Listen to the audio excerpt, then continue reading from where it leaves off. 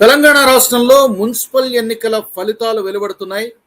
ఇప్పటి వరకు వెలువడినటువంటి ఫలితాల సరళి ఒక్కసారి చూద్దాము. ఇప్పుడు ఈ వీడియో నేను రికార్డు చేస్తున్నటువంటి సమయానికంటే ఉదయం 10:50 సమయానికి వచ్చినటువంటి ఫలితాలు ఒక్కసారి చూద్దాం.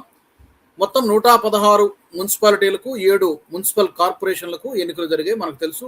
దీనిపైన ఒక ఎగ్జిట్ పోల్ సర్వే వచ్చింది. దానిపై కూడా మనం డిస్కస్ చేసాం. సో ఇప్పటి వరకు 500కు పైగా పురపాలిక సంఘాల్లో వార్డుల్లో ఫలితాలు వచ్చాయి. ఈ 500లో కాంగ్రెస్ పార్టీ 277 వార్డుల్లో విజయం సాధించింది. బీఆర్ఎస్ పార్టీ 158 వార్డుల్లో విజయం సాధించింది. బీజేపీ 46 వార్డుల్లో విజయం సాధించింది.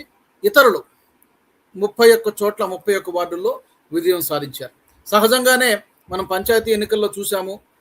అధికార పార్టీ, రూలింగ్ పార్టీ ఏదైతే ఉంటుందో రూలింగ్ పార్టీకే డామినేషన్ ఉంటుంది. బహుశా ఇక్కడ కూడా ఈ మున్సిపల్ ఎన్నికల్లో కూడా కాంగ్రెస్ పార్టీ హవా కనిపిస్తోంది. అయితే ఇక్కడ ఇంట్రెస్టింగ్ ఫ్యాక్టర్ ఏంటంటే ఈ రెండో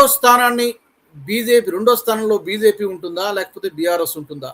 ఇక్కడ పర్టికులర్గా మున్సిపల్ కార్పొరేషన్కు సంబంధించి ఈ 7 మున్సిపల్ కార్పొరేషన్లలో బీఆర్ఎస్కి ఈసారి పెద్దగా రాకపోవచ్చినటువంటి అంచనాలు ఉన్నాయి. మరి ఈ నేపథ్యంలో మరికొద్ది గంటల్లో మనకి పూర్తి స్పష్టత వస్తుంది. 2 మున్సిపల్ కార్పొరేషన్లో బీజేపీకి మంచి పట్టుందని చెప్తున్నారు. గట్టి పోటీ ఇవ్వచ్చు లేదా విజయం కూడా సాధించవచ్చు అని చెప్తున్నారు.